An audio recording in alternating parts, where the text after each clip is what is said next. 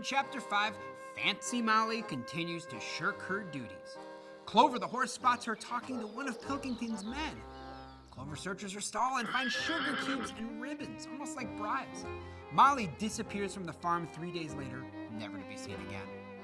Now, the animals give the pigs the power to make all the decisions, but they still have to be approved by a vote here. A conflict begins to arise more than ever between Snowball and Napoleon. Snowball wants to improve the farm and create committees. He wants a windmill. His popularity comes from his speeches. Napoleon raises support on a day-to-day basis. He wants to amass weapons, and he thinks a windmill is a bad idea and takes away from stockpiling, growing food. Although it benefits the animals, he doesn't want to build that windmill. Too much work. He wants to continue as it is. They also clash over how the farm should be taken care of. Snowball wants to continue the propaganda, spreading news of what's happening there, where Napoleon wants more protection, more safety in the form of guns. They decide to put the windmill to a vote, and that Sunday morning before it can happen, Napoleon unleashes those 9 dogs he took earlier on Snowball, chasing him from the farm. Snowball is never to be seen again. Squealer begins to tell the other animals that Snowball was a bad influence.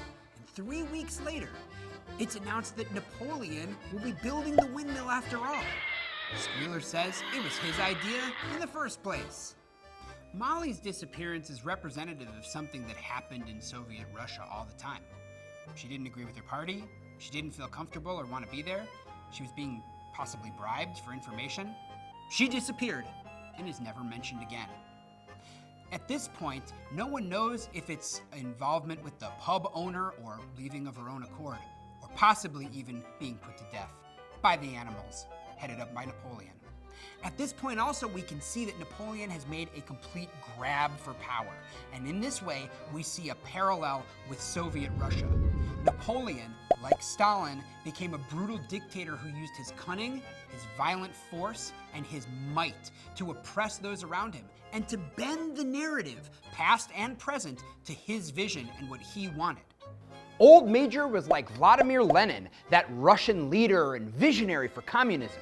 And his 2 successors, Napoleon and Snowball, are respectively like Joseph Stalin, the dictator, and Trotsky, the intellectual. Napoleon has used his strength to drive Snowball off the farm, just like Stalin drove Trotsky out of the Soviet Union. And while all this was happening, educated Benjamin stays out, doesn't vote, and doesn't debate. Cynicism doesn't help anyone in this process.